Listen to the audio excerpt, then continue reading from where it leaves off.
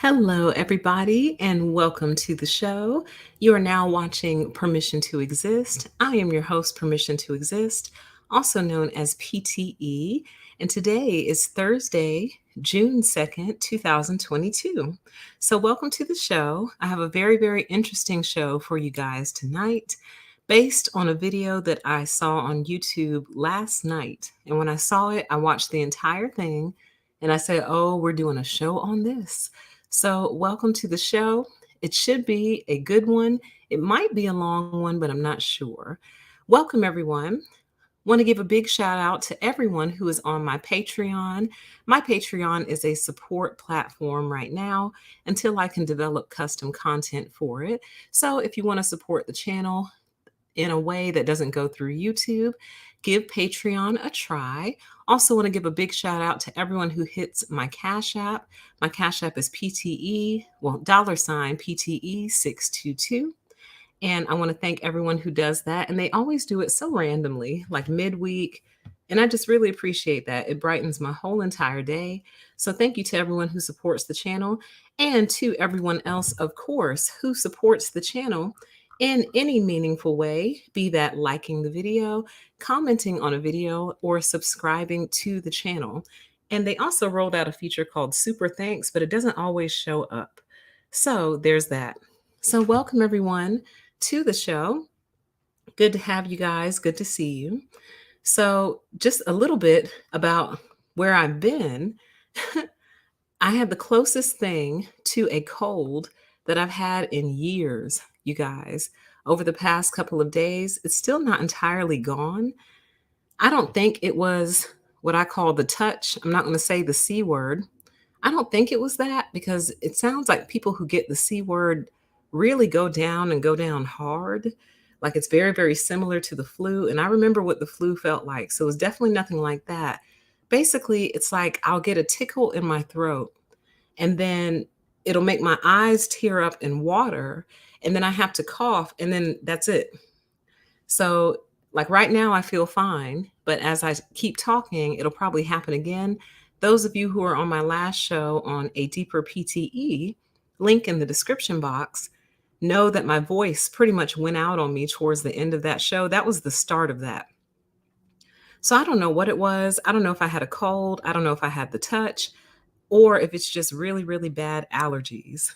I'm not sure, but it's really weird. And it's the closest thing I've had to a cold in years, but never really got congested, no fever, nothing like that, no body aches.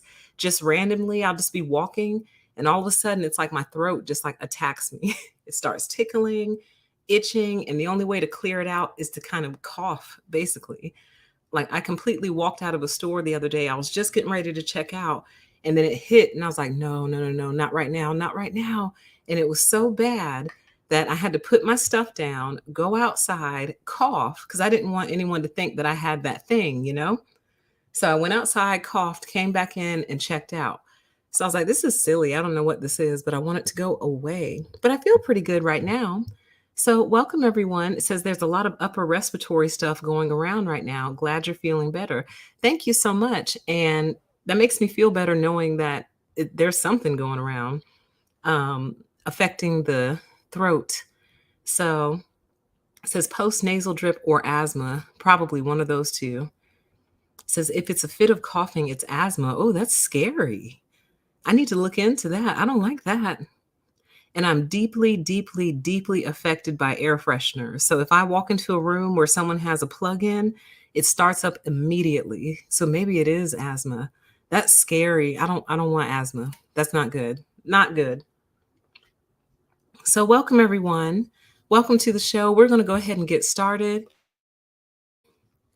I found a very interesting video last night. I can't wait to share it with you guys. The way that we're going to do this is I am going to play the video. It's about 15 minutes long, and I know that sounds long, but if you're anything like me, you'll be drawn into it pretty much immediately. I think the person who did this video did a very good job on it. And I've linked it in the description box for you if you want to watch it on your own, because I will have to pause this video occasionally. Can't play it straight through, because of copyright issues. So, and I did reach out to this creator to try to get permission, but I didn't hear back from them yet. So we're just going to give it a shot. We're going to give it a go and hope for the best. And hopefully they'll have some mercy on me, especially since I'm giving them credit and directing you to their page. So what we're going to watch is a video called The 5 Laws of Stupidity. And this video is based on a book that a professor wrote back in the 70s, I believe, or he wrote an article back in the 70s. And I'm surprised I've actually never heard of this before. I feel like this is something I should have heard about a long time ago, but just heard about it last night. It's fascinating. And not only is it fascinating, I think it really confirms one of my primary theories regarding narcissists. And that theory is that the majority of them are evil idiots. And you'll see what I mean. So without further ado, let me get that video pulled up for you. Welcome to everyone in the chat. Welcome as you stream into the room. I am going to go ahead and play this. Do have to pause it occasionally, and I do apologize for that, but it shouldn't be too bad. So why don't we go ahead and get started? We're going to listen to the video, then I'm going to give some thoughts and some commentary, and then we'll get out of here, okay? So let's get started, and let me know about the volume, if it's too loud, too soft, or anything like that, and I'll turn it up some, but hopefully it'll be just right, okay? So let's go. Hi, it's Jake here. Welcome to The Voluntary Life. This week I want to share with you a very interesting idea that comes from an article called The 5 Laws of Stupidity. This is a theory of stupidity, and it's a theory about how stupidity and stupid people are the most dangerous people on the planet, and also about how easy it is to mistake stupidity for other things, and how much everyone underestimates the danger and impact that stupid people have on everyone else. This is an article that was written by an Italian economic historian, a guy called Carlo M. Cipolla. He wrote this article in the 1970s, and he died in the late 90s. And there's very little information about this guy online, apart from the fact that he wrote this article. But I found it a very thought-provoking article. It's one of those articles that is written in a slightly humorous way. So the kind of way where the author could potentially claim that this was just them joking, but actually you can tell that he's making a serious point in the article as well. And I'll put a link in the show notes to the article so you can read it yourself. But I want to share with you the ideas in this article. So in the article, Carlo Cipolla puts forward this theory of stupidity, and he puts it forward as 5 laws. So I'll explain each of the laws, and then I'll finish by giving some of my own thoughts on the ideas. The first law of stupidity is that everyone underestimates the number of stupid people. And the idea here is that no matter how many idiots you think you are surrounded by, you are lowballing the estimate. And his argument is the reason that you underestimate how many stupid people there are around you is because you're probably assuming that people are intelligent based on superficial and irrelevant criteria, like their job, their education level, their class, their race, whether or not they're eloquent, and other biases that you may have about assuming that if somebody is a certain way, that means they're not stupid. And he's arguing in this article that you're wrong. Those things are all irrelevant. So that brings us on to law number 2 of stupidity.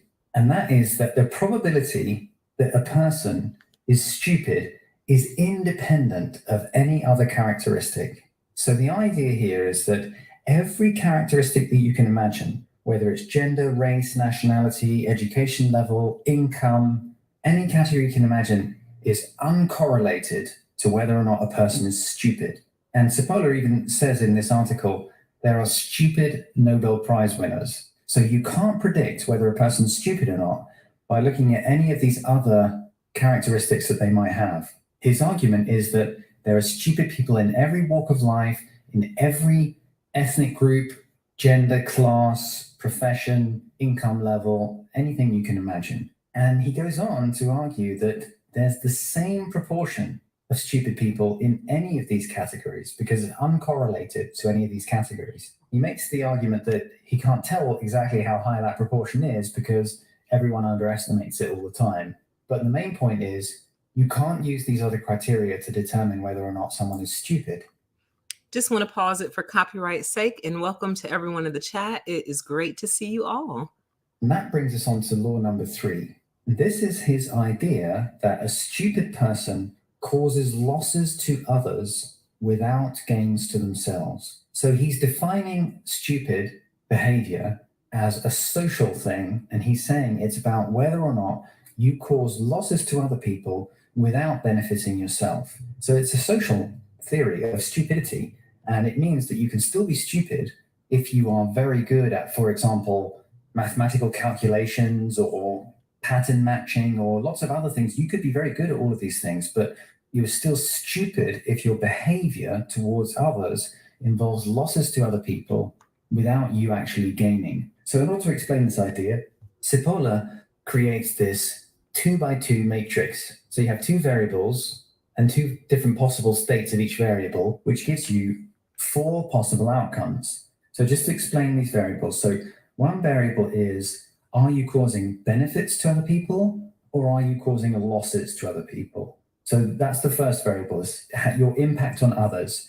Do you benefit them or do you cause them losses? And the second variable is, for yourself, are you benefiting yourself or are you causing losses to yourself? And if you combine those two, we get 4 different outcomes. So talking them through, first of all, you have people who benefit other people and themselves. And this is the win-win outcome, where your actions in the world not only benefit you, but they also benefit other people, and you are a net positive wealth generator in the world. And Cipolla calls these intelligent people. So if anyone's wondering what the center of the chart says, it says ineffectual people. So INEFFECTUAL, ineffectual people in the middle. It's a theory of intelligence based on your behavior, your social behavior. Are you engaging in win-win interactions? So that's the first one. Well, what about the people who cause losses to other people but benefits to themselves? Well, Cipolla calls these bandits, and these are essentially criminals and thieves. If you imagine, when somebody steals, what they're doing is they're causing a loss to you and a gain to themselves. So that's the second type. And then if you imagine there's a third type, which is people who cause benefits to others and losses to themselves. And Cipolla calls these helpless people. And there are other words that I've seen used. He sometimes calls them naive people. The idea here is that this is people who get taken for a ride. They benefit other people, but at a loss to themselves. And then the fourth group is what he defines as stupid people. And these are people who cause losses to others without benefiting themselves. And he's like, losses to others without benefiting themselves. Is that a lot of the time they're just messing things up for other people without any particular benefit to themselves. But there are also really stupid people who not only cause losses to others, but actually harm themselves actively. So stupid people are either just messing things up for everyone else without any clear gain, or even messing things up for everyone else and actually harming themselves as well in the process. That's his theory of stupidity. That's what stupid behavior is. And of course, since this is 4 different outcomes from 2 variables, you can draw one of these 4x4 matrices that entrepreneurs love. And someone's done this. I've put it in the show notes. So you can see if you have on the x-axis loss or benefit to yourself, and on the y-axis loss or benefits to others, then in the top right-hand corner, you have the intelligent people who benefit themselves and others. Then in the bottom right-hand corner, you have the bandits who benefit themselves but cause losses to others. And then in the top left, you have the helpless or naive people, or sometimes called hapless people, who benefit others but not themselves. And then in the bottom left quadrant, you have the stupid people who harm others and harm themselves. I'll put that graphic in the show notes so you can see it. An interesting part of his law number 3 about defining stupid people is that he also assumes that stupid people are consistent in being stupid. In other words, they go through life constantly causing losses to other people without clear gain to themselves. So it's an interesting idea that he's putting forward, that this is not just one-off behavior, there are people who are basically messing the world up through their stupidity, and they're consistent about it. So law number 4 of stupidity, according to Cipolla, is the idea that non-stupid people underestimate the danger of the stupid. And his Non-stupid people underestimate the danger of the stupid. is that non-stupid people constantly forget that at all times and all places and under any circumstances, to deal with and or associate with stupid people always turns out to be a costly mistake. And his argument here is that everyone underestimates just how dangerous stupid people are. Intelligent people underestimate it, but so do bandits and so do helpless people. And that brings us on to law number 5. And this is the most interesting, I think. Stupid people are the most dangerous people on the planet.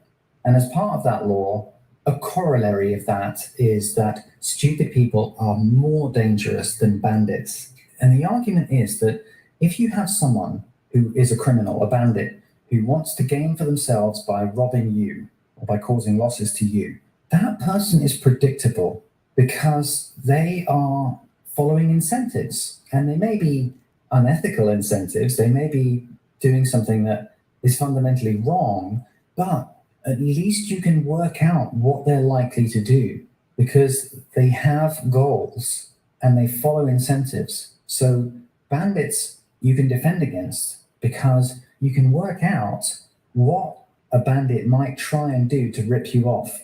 The really dangerous thing about stupid people is that they mess things up for everyone else without clear gain to themselves. And that means they're not following incentives. They're just causing problems. So they're fundamentally unpredictable, and that makes them incredibly dangerous. Even more dangerous than the people who you would identify as the real villains in the world. Stupid people are more dangerous than villains. So that's a summary of the article. As I said, I'll put a link in the show notes if you want to read the original, and I'll put a link to that graphic showing the 4x4 matrix of stupid people versus non-stupid people. It's a very interesting article, and I found it very thought-provoking. I like the idea of defining stupidity in terms of social behavior, because I've met very highly educated people who are very eloquent and articulate, who are also stupid in the way that this article describes. And I think it's really important to bear in mind that if you walk into a room full of highly articulate, educated people, there are going to be destructively stupid people in that group. And you shouldn't assume that just because people are highly educated or articulate, that they're not stupid. And by the same token, if you walk into a room of people who are ignorant, who are uneducated, you shouldn't assume that they're destructively stupid in the way that Cipolla defines in this article, because the two are uncorrelated. You can have ignorant people who are not stupid, and you can have highly educated people who are stupid. The idea that stuck with me most in this article that I've really been mulling over Said you can have highly educated people who are stupid. is this idea that stupid people are the most dangerous people in the world because of their unpredictability. Cipolla argues in this article that we can do nothing about the stupid. And he makes the basic argument that you can't teach stupid people. You can teach ignorant people and they can learn, but his argument is that there are people who cause havoc for everyone else regardless of learning the facts. And his basic idea is that with stupid people, they just throw a spanner in the works for everyone else, and you just basically have to avoid them. And in the end of the article, he makes some comments about what this means for society. This is where the fact that he was a historian came in. He starts talking about how much impact do stupid people have on the rise and fall of civilizations. And basically his argument is the stupid people are always there. They're not what determines things collapsing. What determines whether or not societies are able to flourish is how the non-stupid people behave. And basically what proportion of the non-stupid people are behaving intelligently, involved in win-win interactions with each other, and what proportion of them become bandits and start doing win-lose interactions with other people. And he makes the point that once the non-stupid people stop kind of containing the impact of stupid people, everything goes to hell.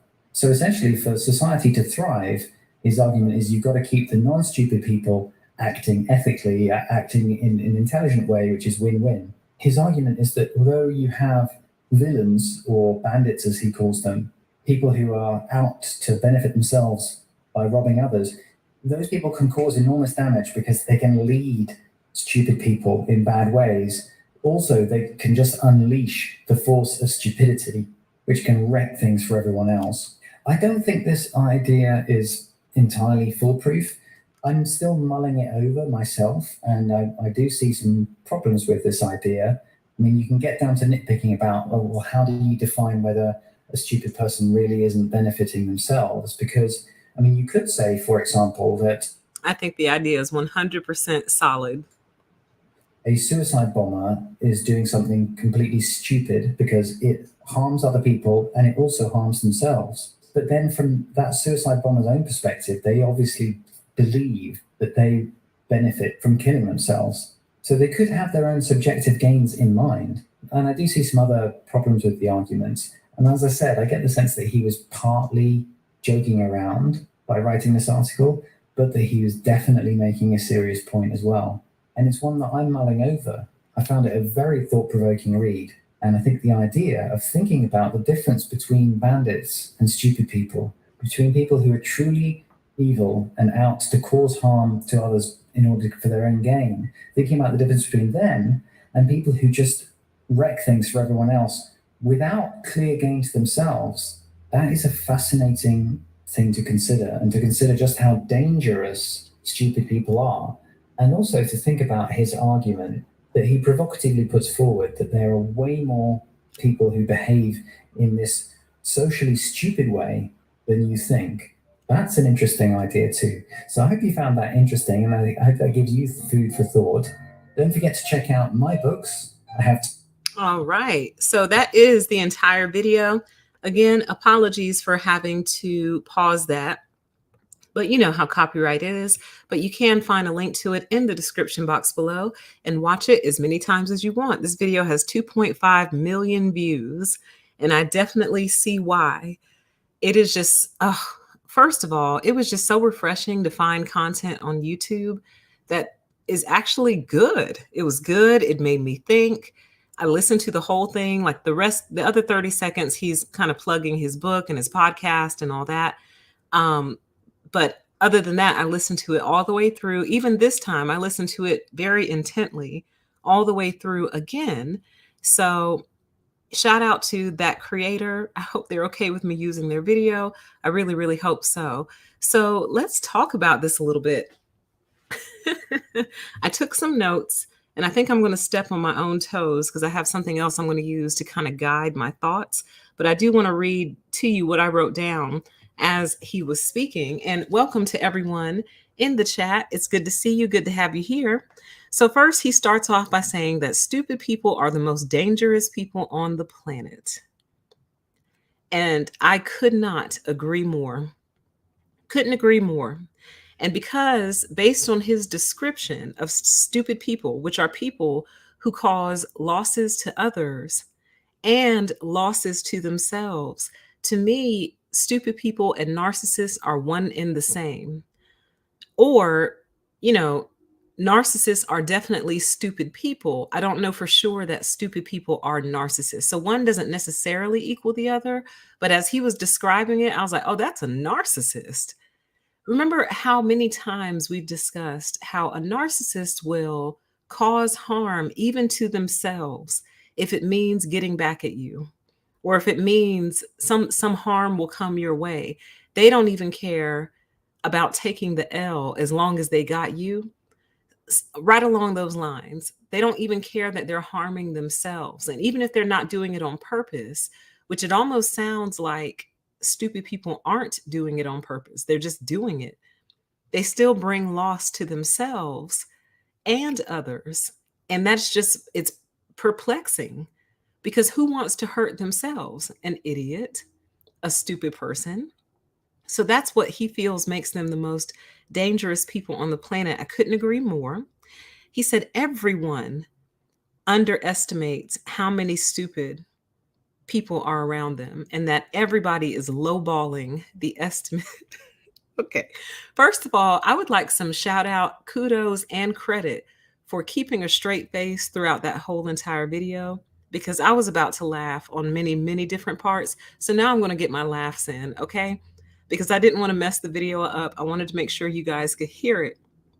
But I was over here chuckling to myself, and now I'm just going to go ahead and laugh. He said, everyone underestimates how many stupid people are around them and that we are all lowballing the estimate.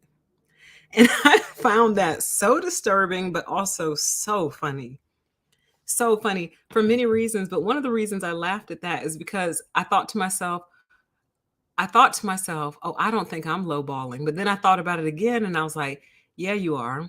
Because as I've shared with you guys before, I put intelligence on people. Like I give people a lot of credit. And I find it very, very hard to accept and believe that people are or can be as stupid as they present sometimes. Like my brain won't accept it. My brain is like, nope, nope. It's a human being with a brain. It's upright. It goes to work every day. It feeds itself. It pays bills and things of that nature. It can hold somewhat of a conversation. Those are signs of life and signs of intelligence. So surely, the light is on and somebody's home, right? Oh, wrong. Oh, dear child, wrong. But to my credit, he said everybody underestimates and everybody is lowballing the estimate. Okay. And then I felt like he was speaking to me. I felt called out and I felt exposed when he said that a lot of people are assuming that people are intelligent based on their job, their education, their class, things of that nature, the way they carry themselves, maybe the way they dress, even. He didn't say all that. I added those last pieces in, but assuming people are intelligent based on their job is something I'm incredibly guilty of. Because the way I see it is, if you can do that, you can't be that dumb. You can't be. For example, if you can fly a jumbo jet, you can't be that stupid, can you? You can't be. And another one I'm really guilty of is people who are actually able to build businesses and prop them up and get them started, get them running, and start generating income from those businesses. To me, that requires some degree of intelligence, right? Wrong, honey. You cannot make that assumption, baby doll. You can't do it. Don't do it. It's a bad assumption to make. It's an easy assumption to make too. But honey, no. Mm-mm. You assume, like I said, I put intelligence on people. I put smart or smarts on people. Like I project that onto people. I make them smart in my eyes. That is a big mistake. And I feel like the people, well, probably this is going to be more of your narcissist. The narcissist can see that and they capitalize on it with me. They're looking at me going, wow, this girl actually thinks I'm smart. She thinks I'm a smart person. I think they can tell that I think they're smart. And I also believe in them. So even if you're not smart, I believe in your ability to become smart or to learn or to become intelligent. I believe in your ability to do so. And that, once again, that's a false belief. I got to let that go. Okay. Then he said that stupidity is independent of any characteristic. And I just thought that was so powerful. Any characteristic that you give a person, stupidity is independent of that. So it almost lives outside. It almost lives outside of those characteristics, which is kind of scary, but also probably what makes them dangerous. The fact that it's not tied to those characteristics, it lives outside of it. Okay. Then he said that I thought this was powerful. He said that people must come to realize that any involvement with a stupid person is a costly mistake. And I just thought, man, wow, how much of us have been cost something as a result of dealing with an absolute idiot? How many of us? Maybe this is why so many social media companies don't want you to call people stupid. Maybe they know. Maybe they know just how many dummies are out there. And they don't want you to make them self-aware, basically. So that's why they don't want you calling them stupid. You know, like it's it's very touchy. It's more touchy than anything else. And I find that amazing, actually. I told you guys about the trash website that I visit just to get a feel for what's going on in the lower realms of society. And you can pretty much comment anything on their comment board. You can be racist, sexist, bigoted, you can be disgusting. You can be all of those things. But if you call somebody stupid or ugly, they will block your comment and they probably will ban you also. So there's something about the stupidity thing. There's something about it. Yeah, it's stupid shaming. Chat says stupid shaming. You cannot stupid shame. You can't do it. So that makes me want to look into this issue even further and try to come up with my own theories as to why they are so protective of the dumb. Why are they so protective of them? And you can't call them dumb. You can't call them stupid, or you'll get in trouble. Can't do that. Then he brought out a very interesting point, and I'm going to display this chart again in a few minutes. But he brought out a very interesting point about the bandits versus stupid people. He said, stupid people are more dangerous because basically there's no rhyme or reason to what they do, which makes them incredibly unpredictable. Whereas the bandit, you could think of a bandit almost like a scammer or like your common criminal, basically. They have a goal in mind. They have a reason, even though it's not a good reason, it's not a moral reason, it's not an ethical reason. They still have a reason for what they are doing. Stupid people have no reason, no logic to what they're doing, which makes them so hard to understand and fathom. It's like, what is wrong with you? Why are you doing that? They don't know. Nobody can figure it out because it has no rationale behind it at all, versus the bandit or the scammer at least has some rationale. They're trying to scam you or take advantage of you or do whatever. So they can be predicted to an extent. You can't predict these idiots, okay? Yeah, bandit could also be considered a hustler. Chat says, intelligent idiots at work make my day hard, right? So there was that. He said, stupid people mess things up for everyone else. They are fundamentally unpredictable. He said, there's nothing we can do about the stupid. And I was disturbed by that. I found that troubling. He said, the only thing that you can do is avoid them. And that's pretty much the same advice we give for narcissists, or at least the advice that I've given. Like, if you can't, like, if you're stuck in the relationship, you're stuck in the relationship. But if you are not stuck, get out and avoid them at all costs, because it's like they can't be changed. They can't be reasoned with. There's nothing you can do. Nothing. Okay. And there were two examples that this made me think of. The first example this made me think of was driving. I feel like you can really get a feel for how many stupid people are in our society by just driving around your local city or state. You can get a firm understanding of the level of stupidity and just how many stupid people there are just by driving your car around the city. Because the most mind-blowing thing to me is that people don't learn over time. I feel like the only stupid drivers should be young people, because they just got started driving. They just started, they got their license, they're new to it. They might be going out on their own for the first time. They're not used to the roads in the driver's seat. They've been used to the roads in the passenger seat. So I would expect you to make a few mistakes. But I would say once you pass the age of like 25, I'll be generous and say 30, even though I think 30 is way too generous. I feel like once you pass the age of 25 or 30, there's no longer an excuse for you. You've had enough experience. You've experienced enough different situations to start forming like a working knowledge of how this all works. And yet it seems to hold steady, the stupidity while driving, the ignorance. Well, it's not even ignorance, it's stupidity while driving. How many times have you been behind the wheel screaming or speaking loudly? What are you doing? What are you doing? Or a variation of that is, what's wrong with you? What is wrong with you? I can't tell you how many times I've driven past people going, stupid. You're just stupid. You're an idiot. You're stupid. Just stupid.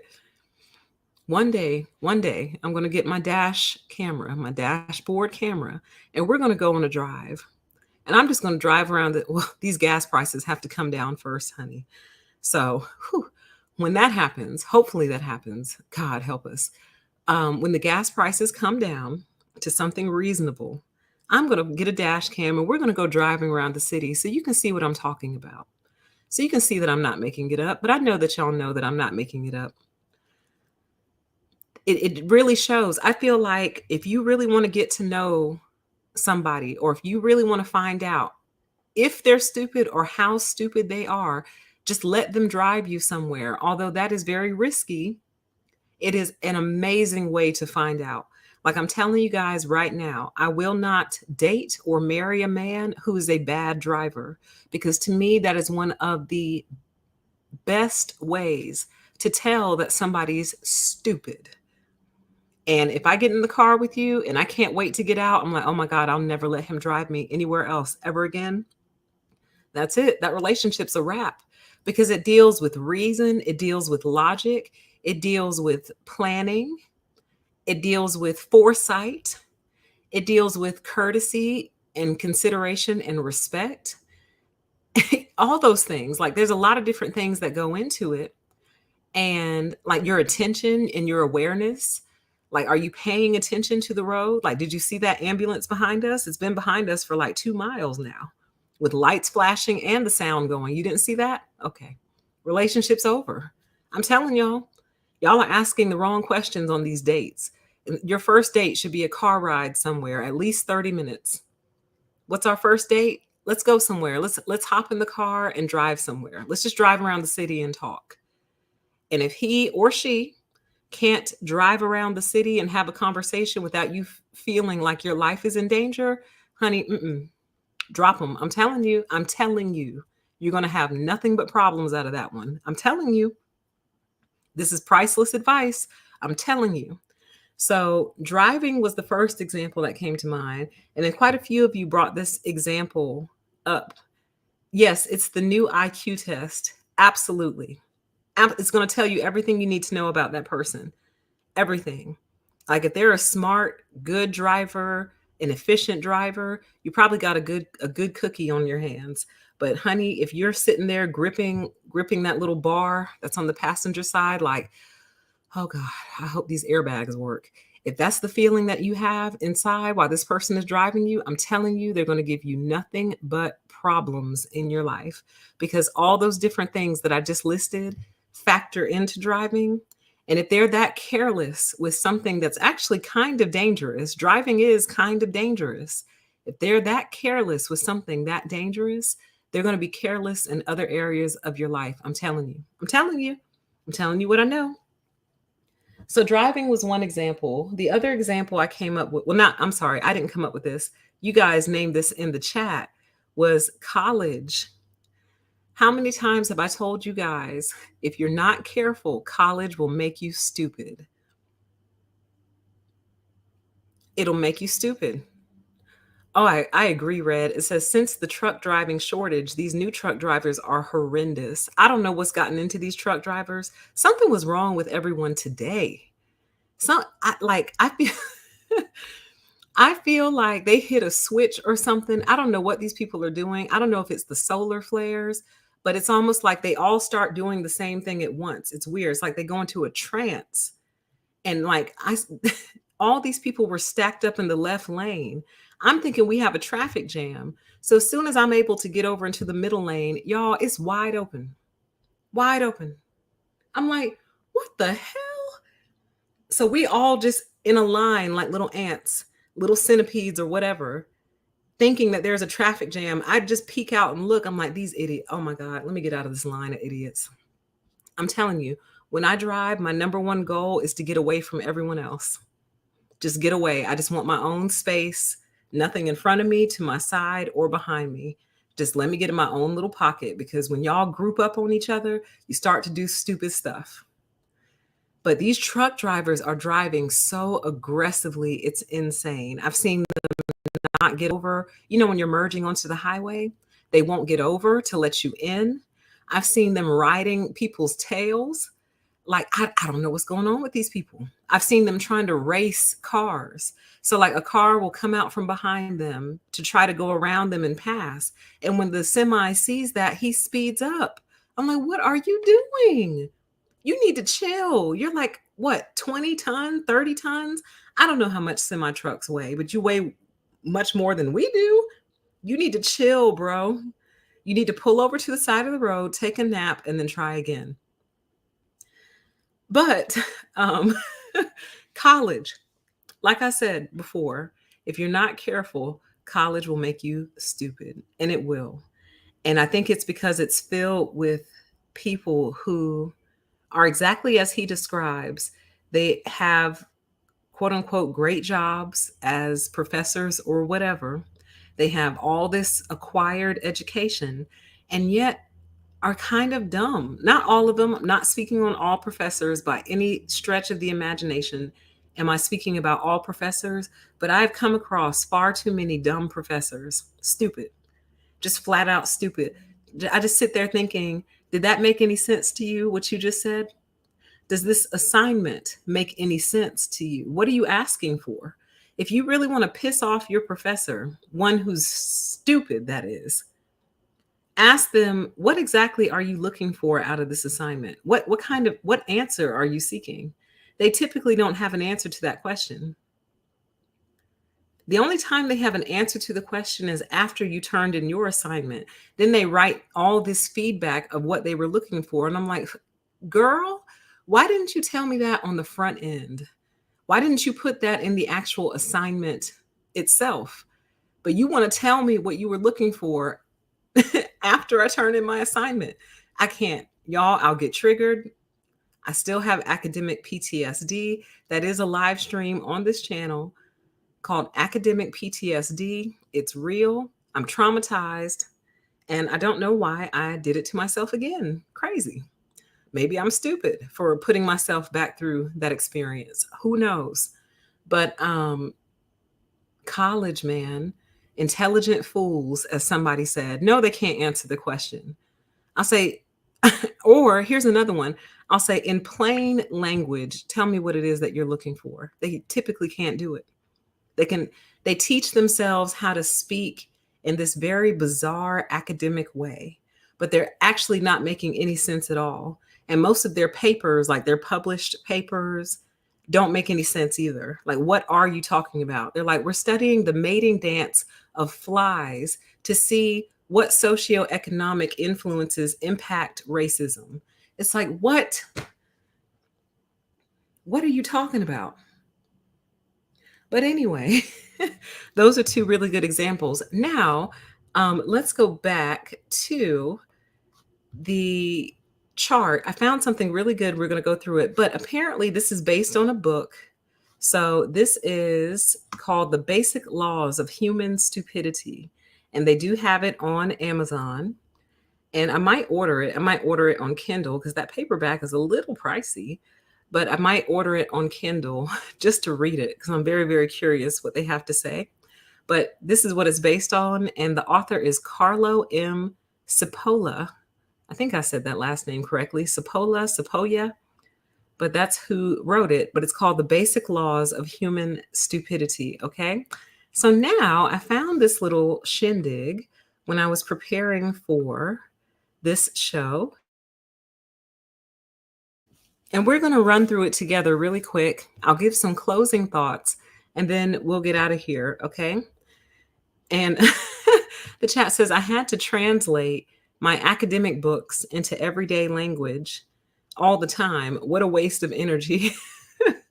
Was it a waste of energy because when you translated it, you discovered they weren't saying much of anything? Or what made it the waste of energy? I'm curious. So I found this little website that kind of breaks down books, I guess. And I think it's very, very interesting. And I found an article or whatever on the basic laws of human stupidity. So let's go through it really quick.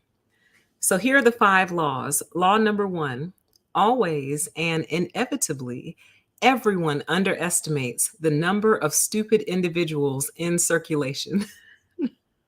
I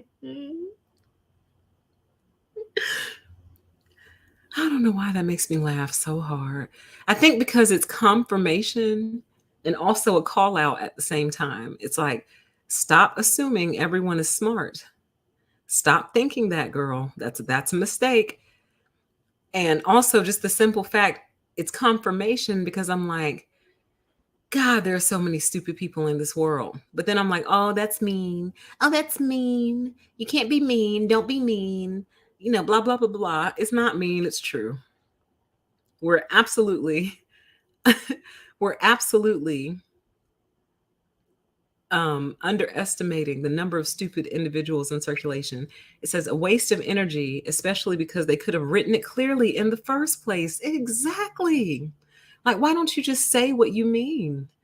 Just say what you mean. Why do you feel the need to try to like do all these, verbal jumping jacks and backflips and word salad and double talk, as the chat says?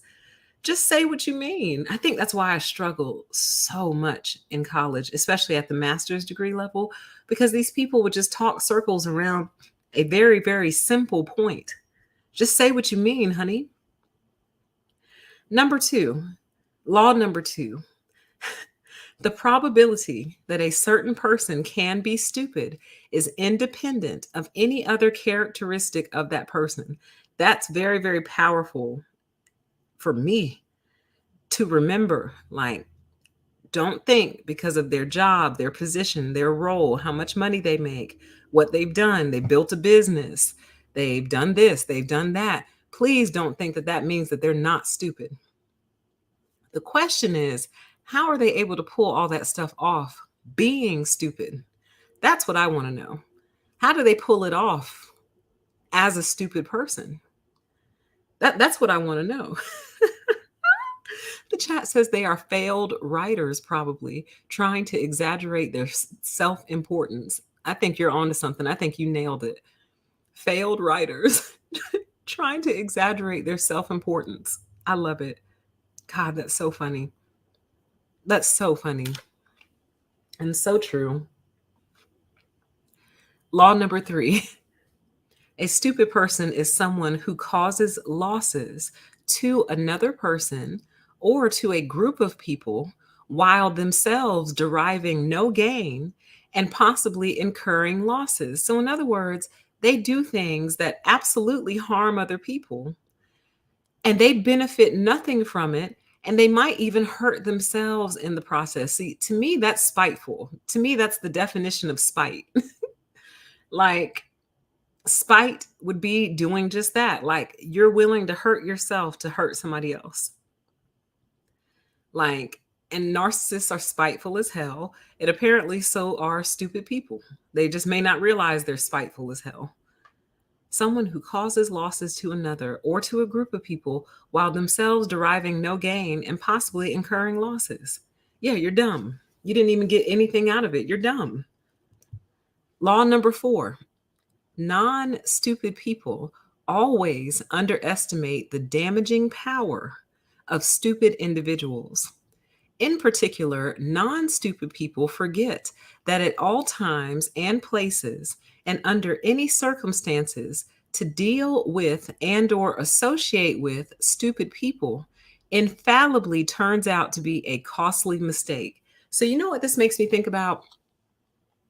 You know how we're often talking about the relationships between men and women. And I focus in particular on sick and dangerous men on this channel.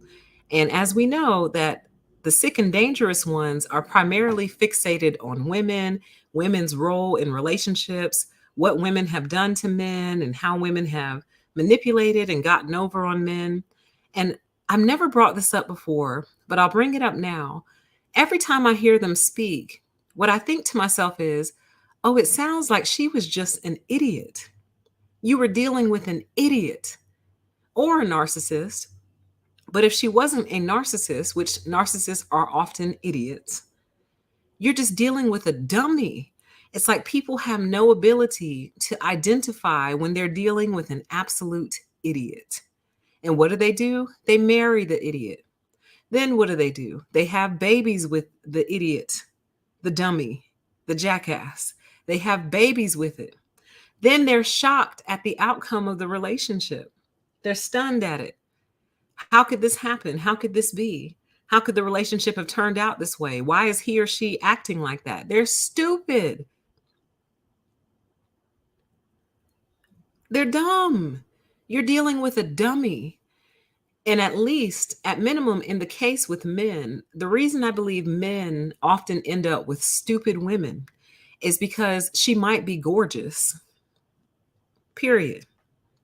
She's stupid and gorgeous. Just as dumb as a box of rocks, but she's beautiful. And that beauty supersedes her stupidity. And that's why you keep taking L's in the relationship arena.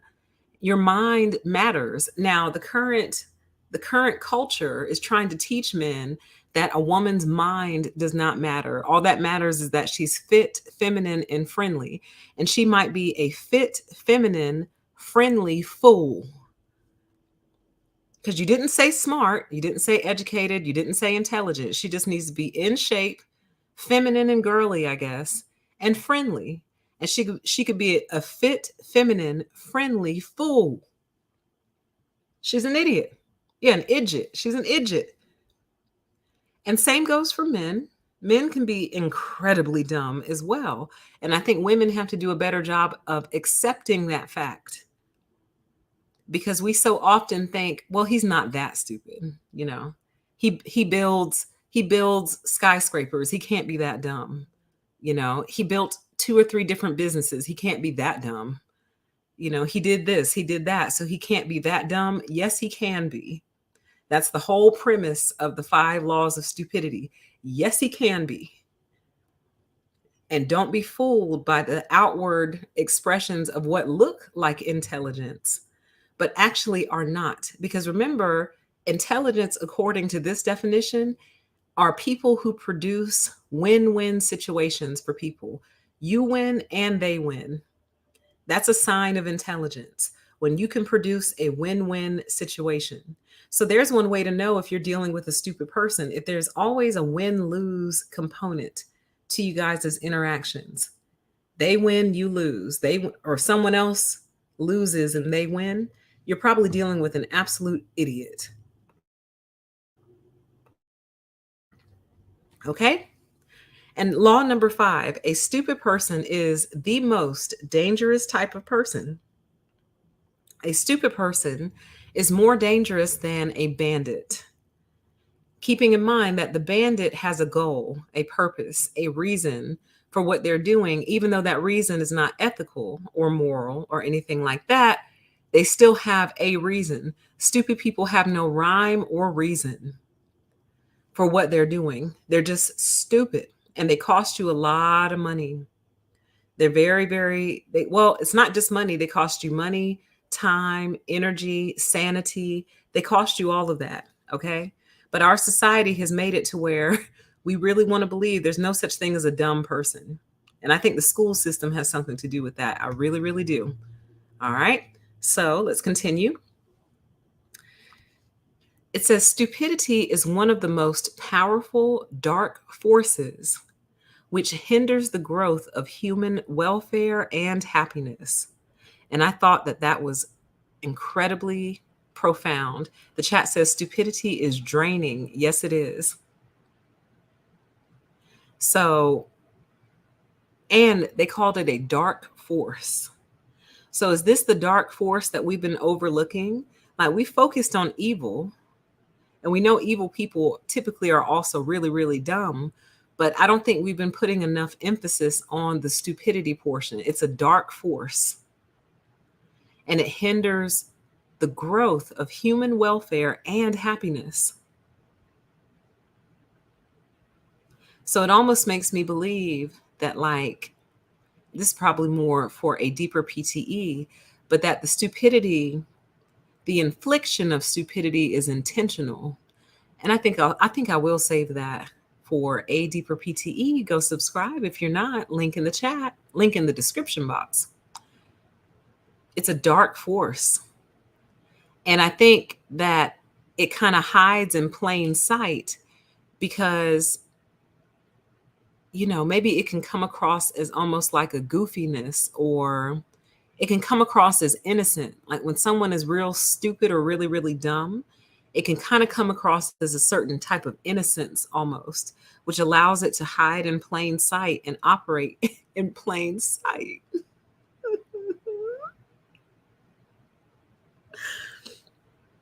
God, there are so many stupid people in this world. And I'm finally okay with saying that. I'm finally comfortable enough to say that with confidence. There are so many stupid people in this world. And a lot of them are given very, very large platforms to spread their stupidity. Oh, don't get me started on that. And they help. I feel like stupid people help make other people stupid. They don't encourage higher level thought, higher order thought. They encourage low level thoughts, lower order thoughts. They encourage you to turn your brain off versus turning it on. And they're allowed to do that too. They're allowed to help make people stupid. Oh, that's so wow. I'm gonna have to focus more on that. Because one of the ways that they do it is they tend to short circuit your thought process. And I wish I had a great example for that. But they tend to short circuit your critical thinking. So they do that by speaking in generalizations or speaking in a way, speaking their opinion as if it's fact and like it can't be challenged. That's another way that they do it. So we'll do that. Let me write that down. How stupid people make people stupid. I think that'll be a great show. All right, so let's keep going. Ooh, chat says witchcraft.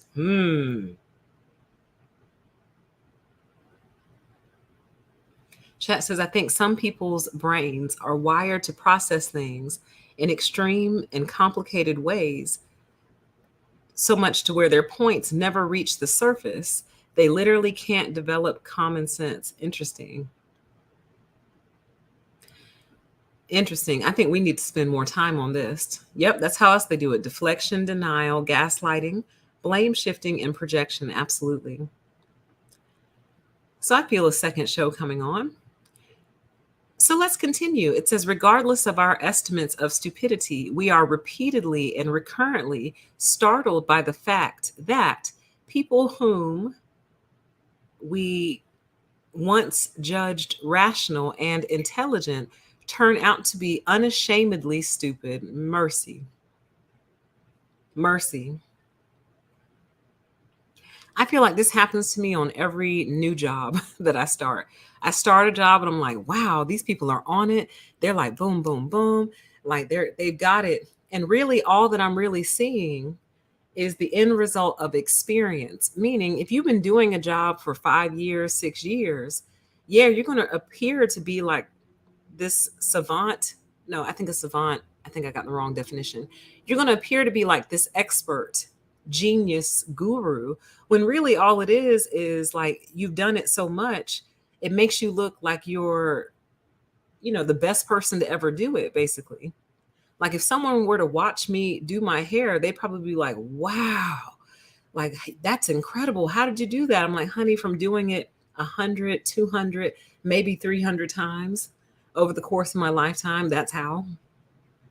Like, it doesn't necessarily mean I'm super smart. It just means I've done it so much, I appear good at it, basically. So, that's what I believe I'm seeing when I start a job. I'm so impressed by their mastery. That's the word I'm looking for. I'm so impressed by their mastery that I attribute that to their intelligence. And all it really is mastery. If you do anything 100 times, you're probably going to look like you're really, really good at it. But yeah, practice makes perfect. But the truth of the matter is, you could be an absolute idiot who just happened to master this particular thing. It's very deep. Then the rest of that sentence, well, let me start it and read it as a complete sentence. Regardless of our estimates of stupidity, we are repeatedly and recurrently startled by the fact that day after day, with unceasing monotony, we are harassed in our activities by stupid individuals who appear suddenly and unexpectedly in the most inconvenient places and at the most improbable moments. Oh my God. Day after day, we are harassed in our activities by stupid individuals who appear out of nowhere at the most inconvenient places and the most improbable moments. Oh my God. Like, I don't even want to speak on this one because I will go off the deep end and just start ranting regarding that particular point. Because daily I feel harassed in my activities, man. Daily. Little things too. Like, it's the little things that I feel push people over the edge. It's the little things for me.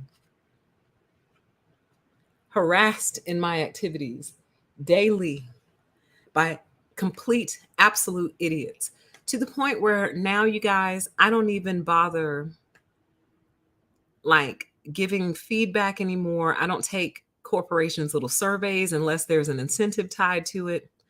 I don't bother complaining anymore. For what? For what? It's going to fall on the ears of an idiot who's going to interpret it in an idiotic way, and I'm not going to get the end result that I'm seeking. I'm not going to reach satisfaction dealing with this person, because truly, if they were intelligent, it probably never would have happened to begin with. So why bother? Like, that's where I've reached. I'm not saying you should be that way. I think you should always advocate for what's important to you in this life. But I've just given up, you guys. Like, I'm exhausted by it. Thank you, Dulce. I appreciate it so much. Says thank you, PTE. You are very welcome, and thank you. Oh, I got 5 stars. Hey, hey, turn up. I was thinking the other day that YouTube should implement a star system. So instead of likes and dislikes, why don't they put 5 little empty stars on every video and let people rate the video? 1 star, 5 stars, 3 stars. You know what I mean? I think that would be so much more informative than likes and the dislikes that we can't see anymore. But I am so harassed, and I know some of you are as well, in your daily activities by stupid people. It's like there's no point.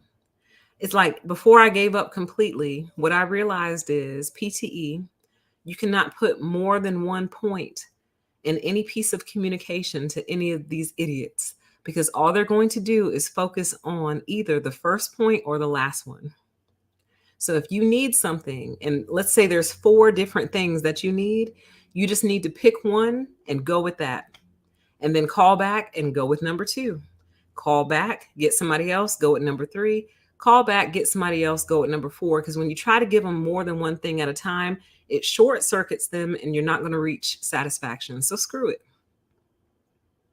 You like the star idea? I think that would be awesome. Right. It says, and no one could call the star system mean. Right. It's either a 3-star video or it's not. It's a 1-star video or it's not. 5 stars or it's not. That's so much better than like or dislike, which can be very misleading, because now people are using the like button as a promotion tool. So they'll just say, as you come in, like the video before you even know if you like it or not. But what that does is it pushes it into the algorithm, which is really stupid. You see what I'm saying? Don't get me started on YouTube and stupidity. Ooh, don't. Let's not do it.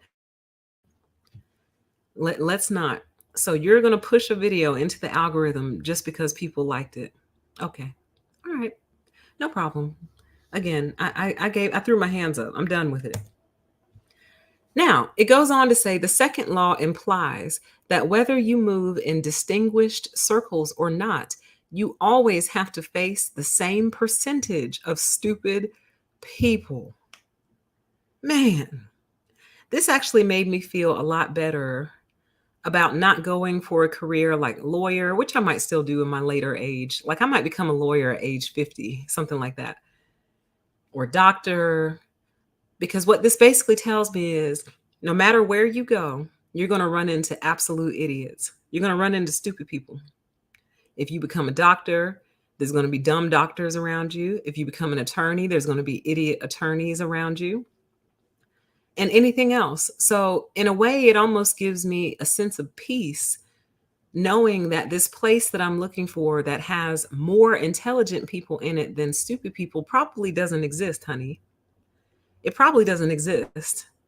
So, knowing that, now maybe you can go into these workplaces just knowing the majority of the people here are probably stupid. And that's okay. Just don't get don't let them get too close to you, and you don't get too close to them, because stupid people pull you into stupid circumstances. They'll have you doing stupid stuff all the time. Like they waste a lot of your time. Idiots will waste a lot of your time. So as much as you're able, keep your distance from stupid people. The issue is you don't always see it coming, as one of those points earlier alluded to. It comes out of nowhere often. It can hop out at you out of nowhere, you know? So it's a tough thing to identify off top all the time. But it's very comforting knowing that no matter if you're in distinguished circles or if you hang out with the lowest of the low, there's going to be stupid people in both of them. Chat says, "Oh my God, that's exactly what I deal with when writing messages to my doctors. I never get all of my questions answered, and it's never more than 3 questions. Pretty much yes and no questions. Exasperating. Absolutely. Absolutely. It's so sad because y'all, and I don't know. I just feel like it wasn't always like this. Like when I was younger, I feel like it wasn't like this. And that could have just been my youthful naivete. But I feel like people tried a little bit harder to be smarter or have some kind of substance to them. Now, I don't know what happened. I really don't. I don't know what changed. Says all human beings fall into 4 categories: the helpless, who's a fellow who takes an action resulting in their loss and our gain. So, in other words, this person is someone who often gets used and abused, unfortunately. They get taken for a ride on a regular basis. They're easily scammed. You know, they believe whatever and are often sucked into different little things. They take the L, the other person takes the win. Okay? Then you have the intelligent, who it says fellow, but obviously it can be male or female. A fellow who takes an action resulting in gains for both parties, people who can produce win-win scenarios. And they also don't believe that they always have to win, and they don't believe that someone always has to lose. Like they highly believe in mutually beneficial situations. I like people like that who are always looking to see how can you win and I win? How can we both walk away happy, basically? Everyone walks away happy. How do we create that? Then you have the bandit or the scammer, who's a fellow who takes an action resulting in their gain and our loss. So they take advantage of people and they walk away often with the W and you walk away with the L. That's going to be your scammer. Then you have the stupid, who's a fellow who takes an action causing us loss of money or time or energy or cheerfulness or good health, where they have nothing to gain and gain nothing from causing us embarrassment, difficulties, or harm. So to me, that's going to be your narcissist. They cost you money, time, energy, cheerfulness, good health, and at the end of the day, they had nothing to gain from it, and they gained nothing from causing us embarrassment, difficulties, or harm. They just did it just because. No rhyme, no reason. When you ask them, why did you do that? Or how could you do that? They cannot answer the question because they did not have a reason for it, y'all. And that's why they're so dangerous. That's what makes them so very dangerous. They have no reason for it. There's no reason for it. So, those of you who've been entangled with narcissists before, excuse me, might have walked away going, what did I do? Like, what did I do to them? What caused them to act out in this way towards me? Was it something I said? Was it something I did? You might even have the opportunity to ask them, was it something I said to you? Was it something I did? Tell me, like, I'd like to apologize for that. And I'd also like to know so I don't repeat it. You know what I mean? They can't answer the question. The reason they can't answer it, y'all, is because they didn't have a reason for it. There was no reason for it. They didn't even get anything from it, which is what makes them so dangerous. They have nothing to lose, basically. And a man or woman who has nothing to lose is an incredibly dangerous person. Incredibly dangerous. They ain't got nothing to lose. No rhyme or reason. Just did it just because, just to see. It says a stupid person will harass for no reason, for no advantage, without any plan or scheme, and at the most improbable times and places. See, this is why I don't like to get trapped with them. Most of you are familiar with my cabin in the woods story, so I'm not going to repeat it here. But I feel like after I read that one, I was like, maybe that's why I didn't want to be out there in that cabin in the woods with those people. Because I really kind of just met them. I didn't know they were stupid at the time, but something in me just said, you have to leave. You need to leave. And I think the reason that my spirit was saying that to me was because of this, the very first bullet on the screen right now. They'll harass you for no reason, no advantage, no plan, no scheme, and at the most improbable times and places. So I just felt like I said before, it's not that I was scared of them. I didn't fear any of them. I just felt like they would cook up just a sudden idea to mess with me in particular while we're out here in the middle of this cabin in the woods. For example, they seem like the type to lock all the doors. Like, let's say I went out to my car to get something, and when I go to come back in the cabin, all the doors are locked. And they turn all the lights off and like hide. They seem like that type of person, or they seemed like those type of people. Or like, you fall asleep and wake up with, something on your face, or you wake up and your phone is missing. And no, they didn't steal your phone. They're always going to give it back. But, they just wanted to see you sweat, basically. They wanted to see you panic over the loss of your phone, looking for it. You know what I mean? Something like that. Or like, I know that sounds crazy and paranoid, but I don't know, y'all. Just something in me said, get out, leave. And I did. And I think it's for this reason right here, because they'll just do stuff out of nowhere, y'all. Like, for example, I think this was the same company. They wanted to go rafting down a river. And on a weekend, by the way. And that just didn't sound like fun to me for a variety of reasons. But one of the reasons it didn't sound fun is because the word I'm looking for is inspired. I felt like they would be inspired to do something like flip my inner tube. Like, why don't we go ahead and flip her inner tube just to see her fall in the water so we can have a good laugh? They seem like that type. Chat says they like watching people unravel. Absolutely. They seem like the type of quote unquote friend to flip your inner tube in the middle of some river where we don't actually know how deep it is or what's under the water because the water is so murky. Like, do it. Yeah. Flip it. They seem like that type. So they didn't come there with the plan to flip your inner tube over at the river. It just hits them. You're floating down the river, you're chilling, you're enjoying, the sun and the trees and, just floating down a river. And back behind you, they're like, okay, on three, ready? 1, 2, 3, flip. They seem like that type. There was actually, we might have even talked about this, you guys, but maybe not. There was some girl, she was standing on top of a bridge or something, and her friend got inspired to just push her off of this bridge. And I think she survived. I'm pretty sure I'm pretty sure she survived, but she had broken arms, broken legs, broken pelvis. Like she got hurt really, really bad. There's that situation. And I think the girl actually went to jail for it.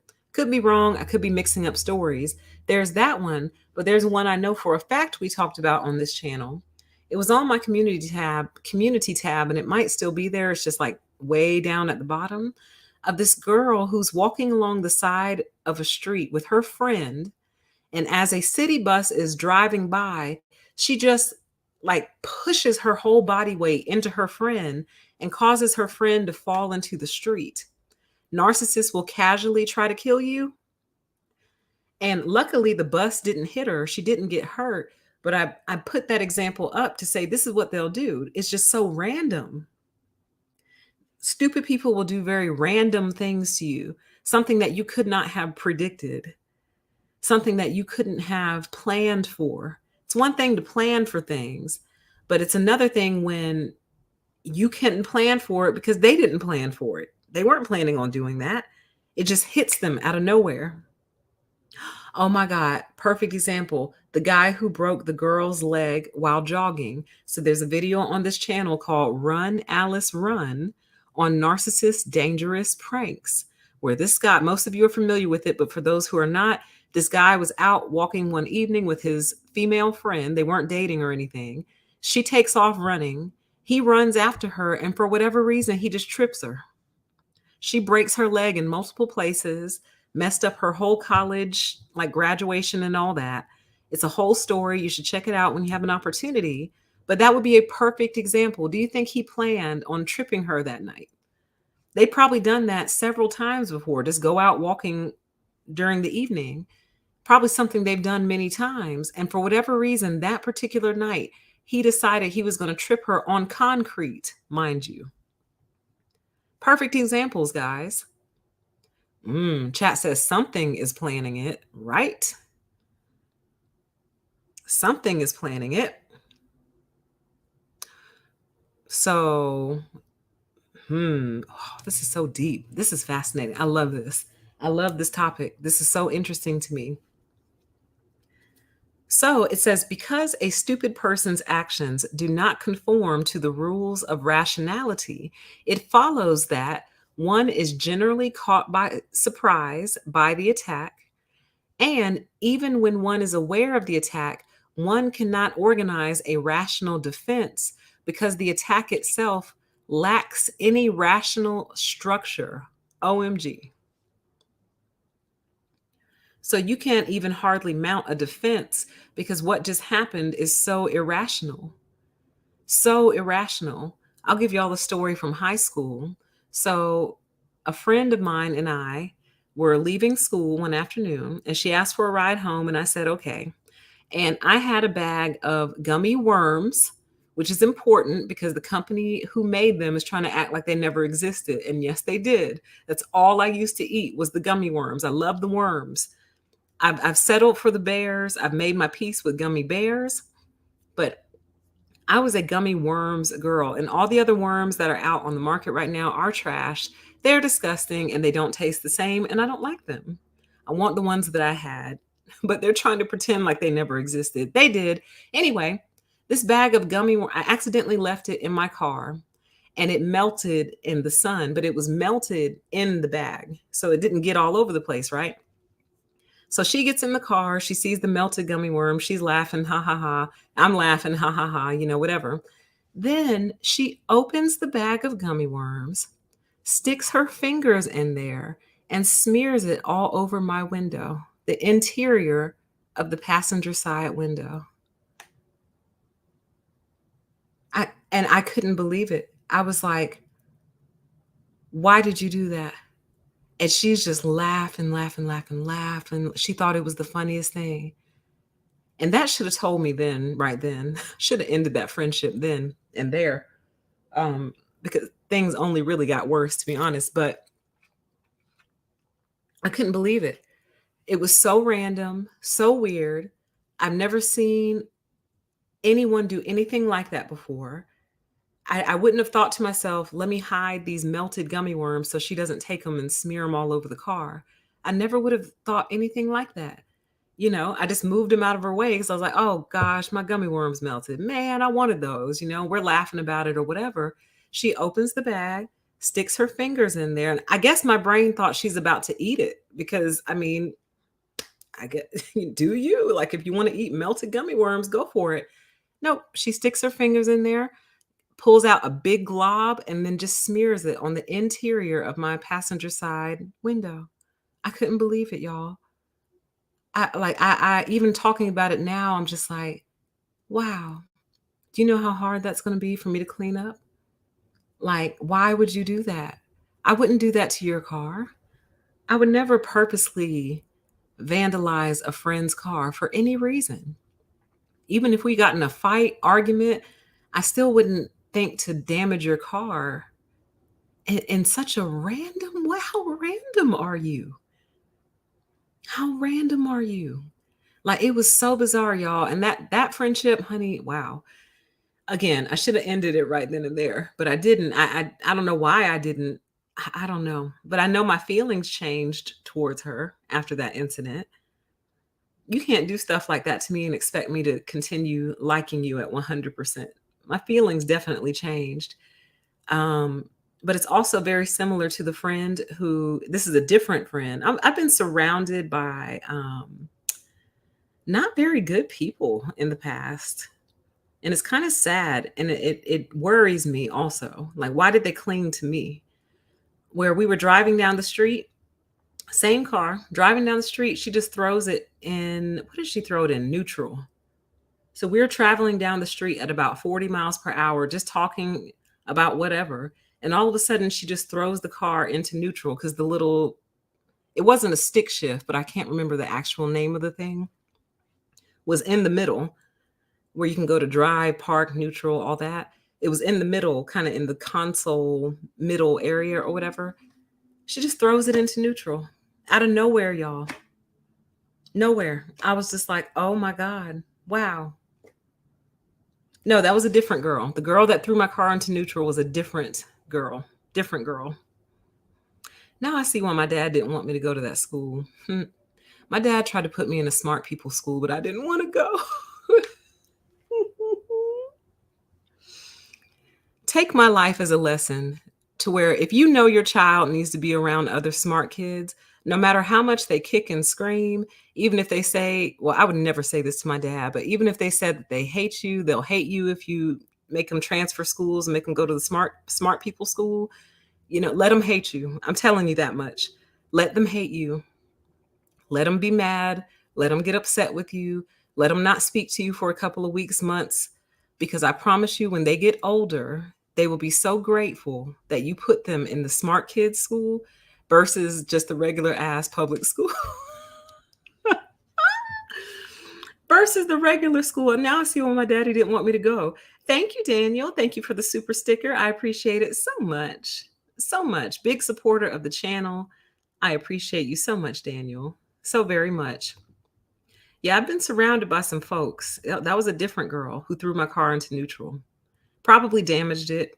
I mean, it continued to run after that, but who knows what damage was actually caused. But my biggest thing was, what if the car had like flipped, or like, thank God she didn't throw it into park. The dummy was smart enough not to put it into park while we're traveling at 40 miles per hour. Oh my God.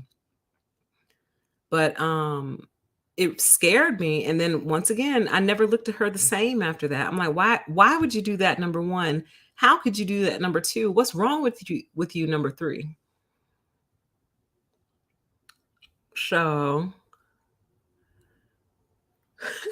the chat says, a coworker randomly walked by, grabbed my iced coffee, had his hand over the top, touching my straw.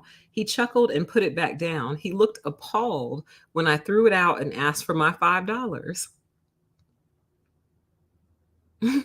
You see what I mean? Like it's the most random. You can't plan for it. That's why the first time you see that they might be kind of dumb, you might want to go ahead and cut ties right then and there, because they'll probably do something random someday. Like they seem like the type who would be totally normal up until a point. Then one day, let's say you're driving and they're riding with you. They're like, "Oh, hey, will you stop me off by my bank so I can go to the ATM?" And you're like, "Sure." So you pull into the bank, you park, you're just sitting there, maybe playing on your phone. Then they run out of the bank and they hop in their car and they're like, "Drive, drive, drive." And you're like, "What? What happened? What's going on?" "Drive, just drive, drive, drive." So you're like, "Oh, okay." So you take off. Next thing you know, police are behind you. Get pulled over. "Get out of the car now. Hands up." You're like, "What is going on?" Like, you're the getaway driver for that person who just robbed a bank. It's like, "We didn't rob a bank. What are you talking about?" And your friend is just sitting there looking down at their feet because they did just rob a bank. And you were the getaway driver and you didn't know it. That's the type of stuff that they do. Yeah, they laughed as they did it. But that's the type of stuff those are the types of situations I feel like they would put you in. Just random stuff. "Hey, can we stop off by the bank so I can go to the ATM?" "Sure." Pull over. They come running out. Next thing you know, you're in a high-speed chase, but you don't know why, though. You have no clue why you're getting pulled over with guns drawn, asking you to put your hands in the air because that dummy just robbed a bank. That's why. That's the type of people that we're dealing with, y'all. That's what we're dealing with, okay? So here's the chart.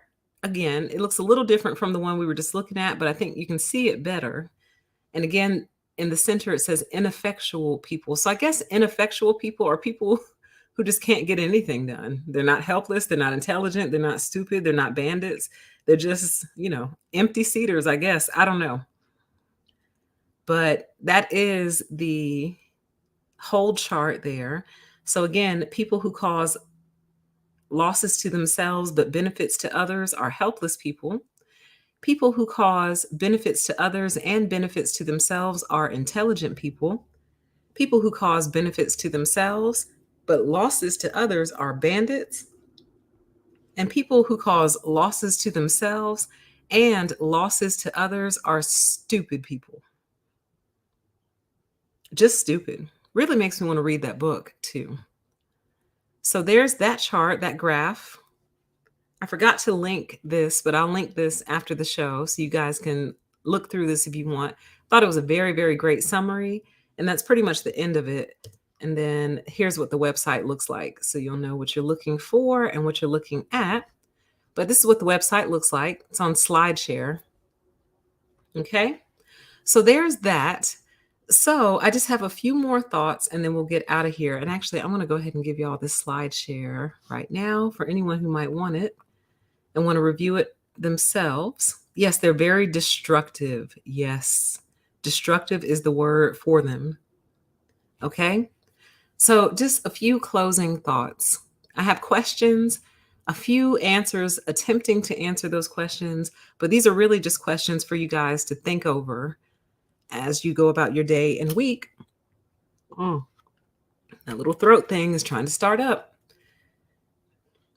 So my first question is, how has society lasted this long with this many stupid people in it?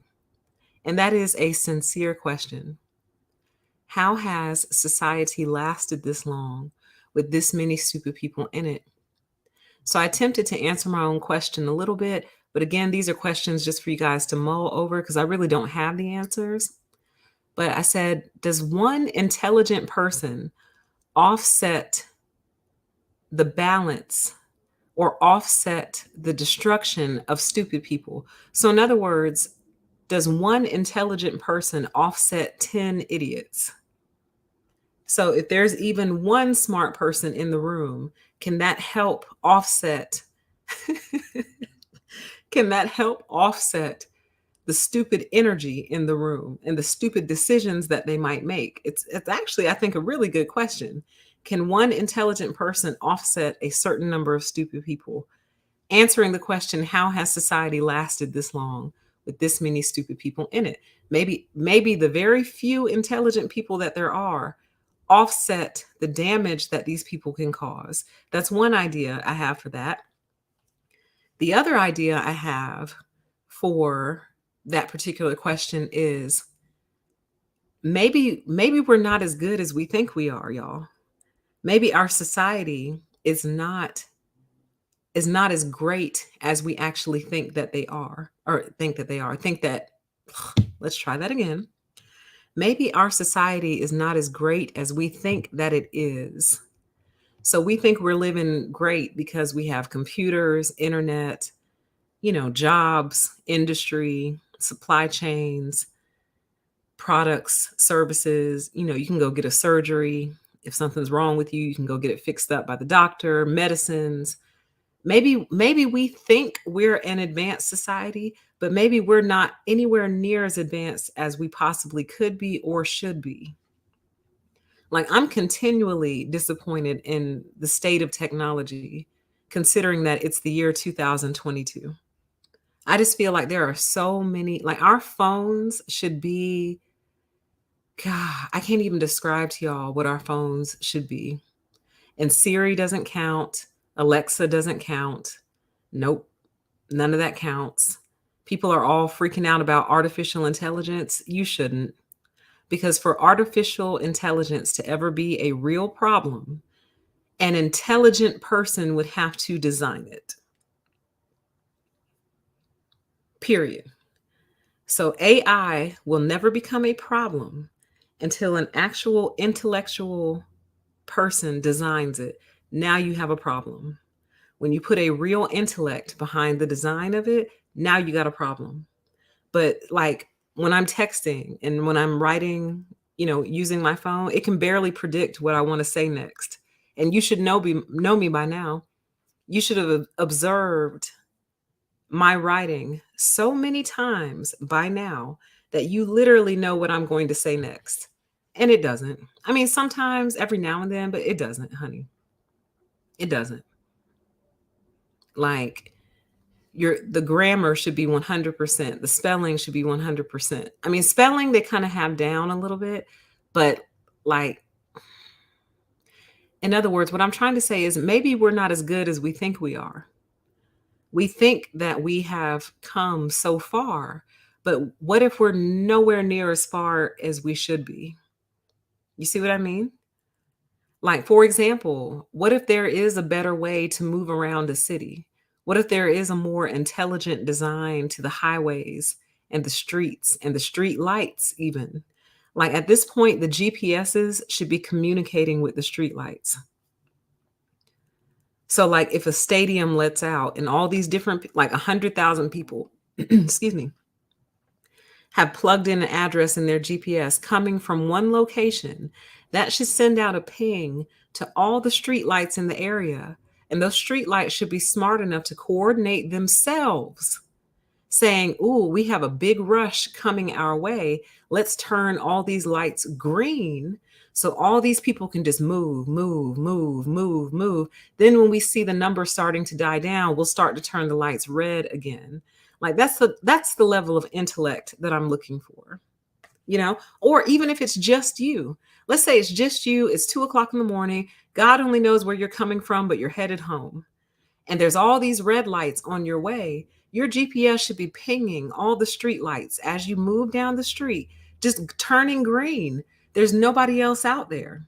So the street lights look around, they see there's nobody else, they see you coming, and they just start going green, green, green, green to keep you moving. You see what I mean? Y'all, please don't get me started on this topic. A smart city, absolutely. A smart city, absolutely. So what if we're not really where we're supposed to be? What if stupidity is holding us back in ways that we can't even imagine? Like Apple keeps updating these iPhones, honey, and every update I'm disappointed. You still haven't you still won't do what I need you to do with these phones. God Almighty, help me. You still haven't created what I need you to create. You still haven't done it.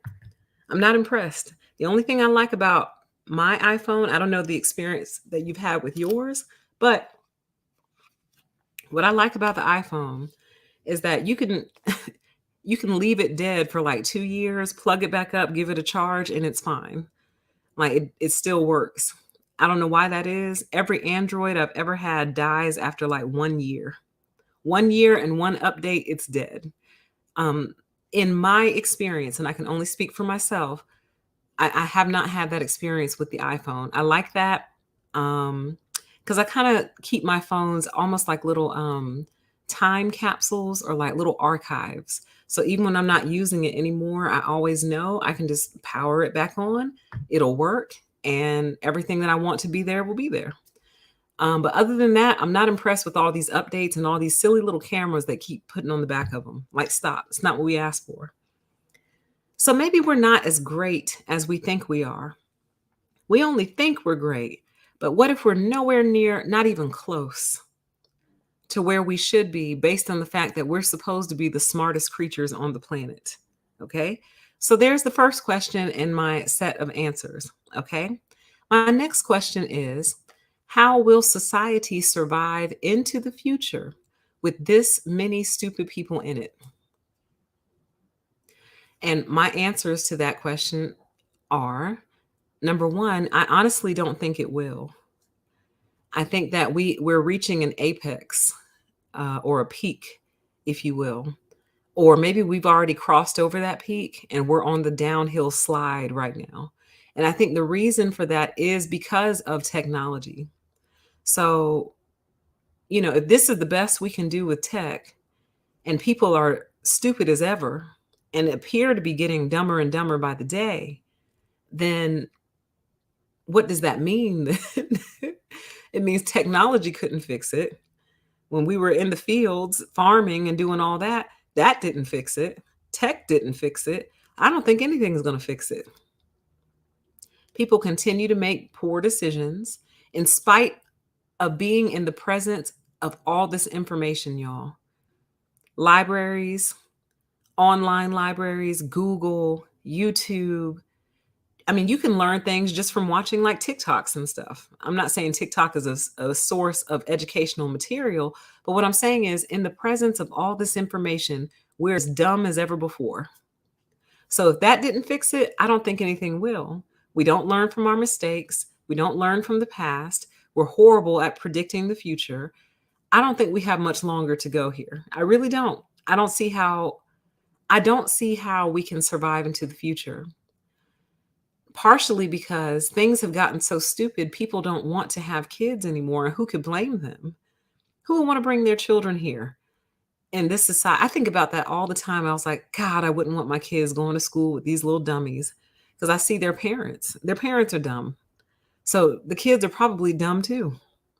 I don't want my kids being harassed daily in their activities by little idiots.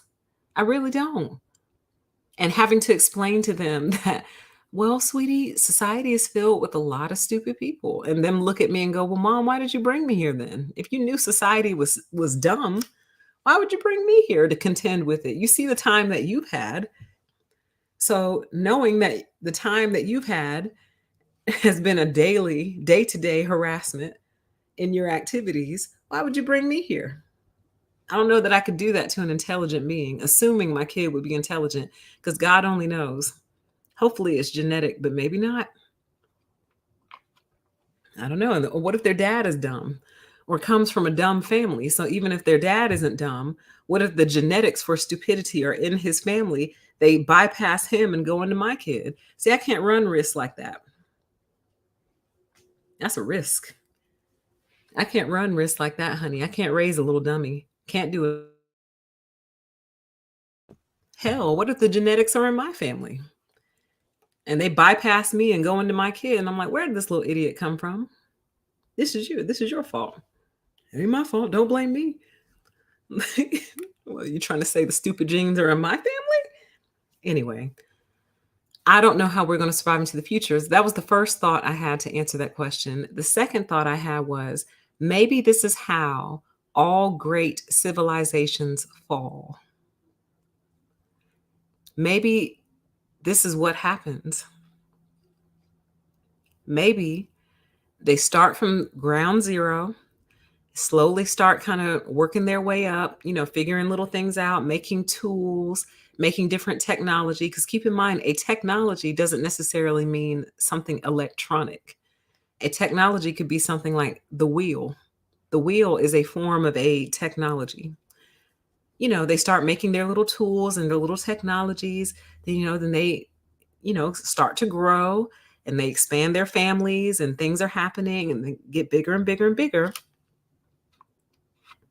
But then they reach a point where for some reason everyone just goes dumb. Everyone just gets really, really, really stupid and the civilization falls. Like, I think it's possible. Oh my God, it's so funny you say that.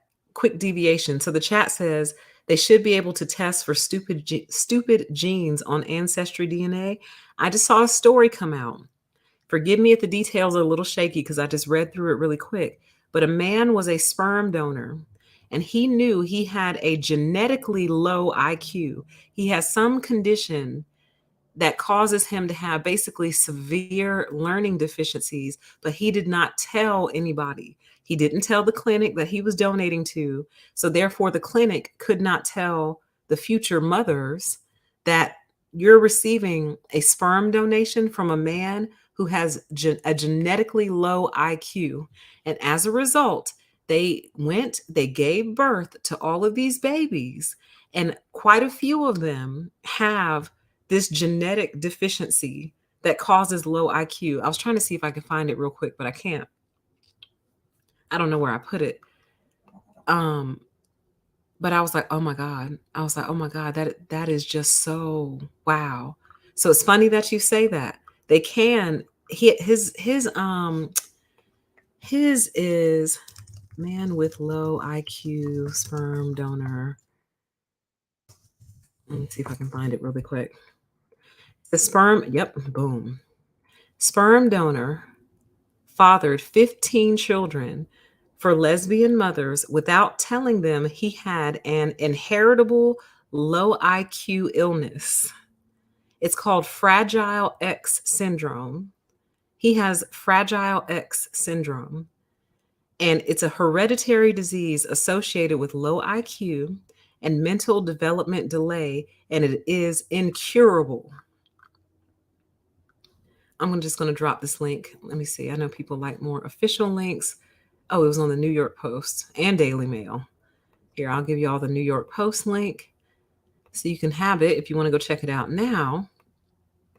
But yeah, they can test for some of it. They can't test for all of it, but they can test for some. How messed up is that? Well, it says I thought they screened for things like that. Maybe this doesn't show up. I don't, because it's so rare. I don't know. But he fathered 15 children and did not tell them he had a hereditary condition called Fragile X that is incurable and causes low IQ.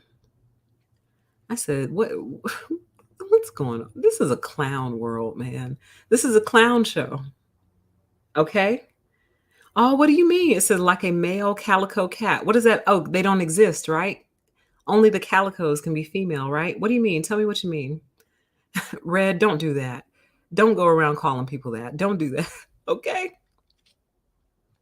All right. Now, let me close out with a few more thoughts. But yeah, maybe this is how the great civilizations fall. Maybe this is why they fall. People just reach a level of stupidity that causes the society to grind to a halt, basically. So then my next question is, how did so many people come to be stupid? I know we've had one example with the lead. They said that lead exposure made a lot of us real dumb and lowered our IQ. And I did a video on that. That's on this channel. I think I called it "Why Has Narcissism Grown? Lead Poisoning?" question mark. So I did a video on that. Go check that out. But they're saying that exposure to lead in vehicle exhaust lowered the IQ of millions of Americans. I said, well, well, there you go. There's one answer. But then I also wonder, are there other answers? For example, does the standardized school system make people stupid? By virtue of the approach. So the way that they're approaching learning and approaching teaching, is that making people dumb? Is it possible that these things are being designed by dumb people? So dumb people are designing it, passing it down, funneling it down through the system, pushing it onto the kids, and they have to do it or they can't graduate. So maybe your brain eventually adapts and just goes, fine, I'll start thinking like an idiot since you won't let me think otherwise. We know college can do that, but what about the standard? Excuse me, there it goes. What about the standardized school system? Is that causing it? Okay. The next potential answer, technology. Is technology contributing to us being really stupid? Because we don't have to really think quite as hard anymore. So we don't have to know how to spell. Hell, Grammarly will put your grammar together, allegedly. I've never used Grammarly because I don't trust it. I'm like, no computer, no computer is going to have better grammar than me. But then again, maybe it does. It probably does. Who knows? I just never trusted Grammarly. I'm like, because you don't know what I mean. That's the reason Grammarly has never really taken off with me, because you don't know what I mean. All you can do is look at the rules of the sentence, but do you know what I mean, though? I don't think you do. So, technology, we don't have to think, we don't have to be organized, we don't have to write things down anymore, which I believe science has proven that when you write something down, there's a better connection to your brain with whatever it is you're trying to remember than when you don't write it down. So, has technology contributed to our overall stupidity? What about laziness? Can laziness make people stupid? I think so, because laziness comes out in many different ways.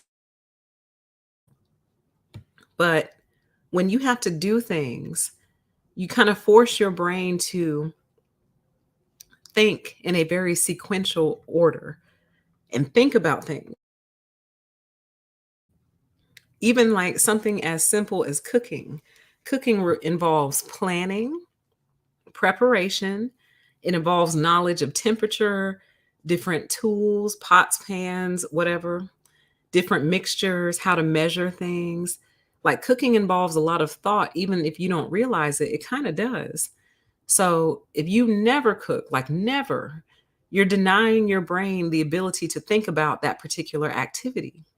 So I'm not saying if you don't cook, you're lazy. It's the first example that came up in my mind. But what if laziness is contributing to stupidity? Then, of course, we have narcissism itself.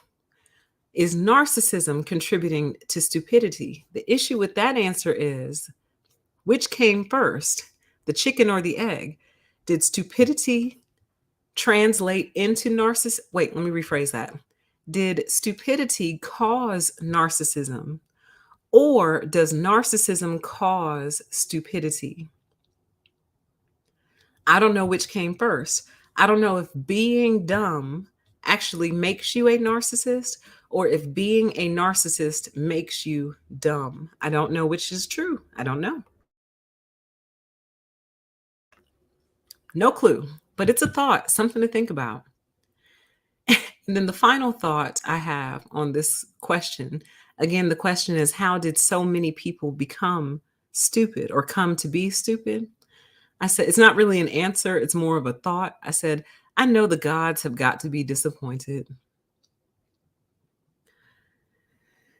Whether you believe there's one God, many gods, angels, a creator being, aliens, alien like beings, something that made us, whatever you think, I know they got to be disappointed in us. They've got to be. They've got to be. If they can see us, if they can observe us, they've got to be disappointed.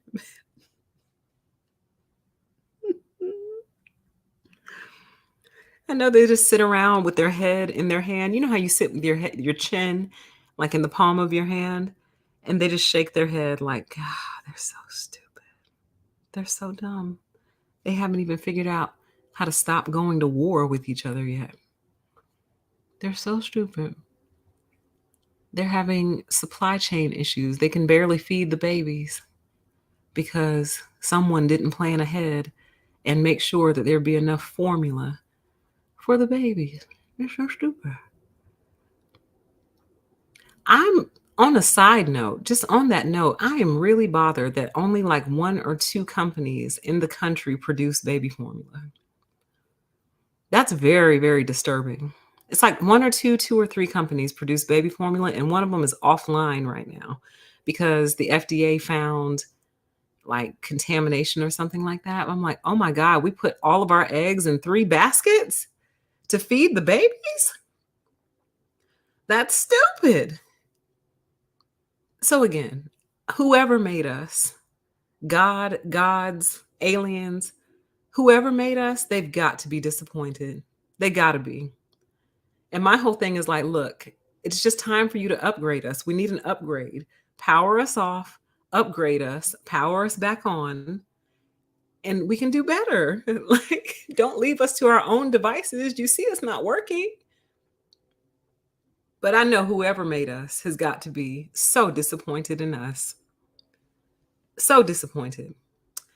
And the final thought / question I have is, can stupidity be prevented? And if so, with what? And that, I don't know. Chat says, how are we meant to manage this? Those are the questions they're asking, right? As they sit around their round table, they're like, how are we meant to manage this? How do we fix this? But can stupidity be prevented? And if so, with what? And I actually don't know. I don't have the answer to that question, y'all. Primarily because I don't know if it's something that we're born with, like if you're born stupid or if you become stupid. So I don't know if every child has the potential to be smart. I don't know. I really don't. And I think that's the bigger question. Does every human being born have the potential to be intelligent? And if so, what causes them to not reach their full potential of intelligence? Because it seems to me like stupidity is pretty locked in there. Like it doesn't change. For those of you familiar with Judge Judy used to say all the time, what does she say? Beauty is temporary, dumb is forever. Beauty is temporary, dumb is forever. And I actually think that's a great way to close the show. I would go through your comments, but my throat is acting out again. So maybe it just doesn't like me talking. I don't know. But it's starting to do the whole tickle thing, the tickle dance. So I'm going to go ahead and close the show out.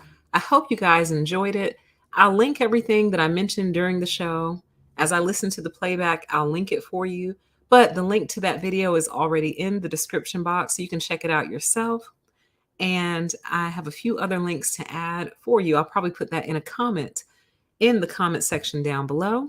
Shout out to all the people listening on replay, the replay squad, playback squad.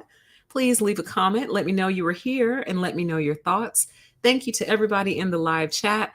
These shows would be nothing without you guys. So I appreciate you all so much. And I very much look forward to reading all of your comments on the playback when I watch it. And the live chats over here appear pretty quickly. So the live chat for this show should appear probably within the hour. Okay. So with that, thank you all so much. Avoid the hell out of stupid people. And that's the best advice I have for you. We'll get together again very, very, very soon. Okay. Take care and have a great night.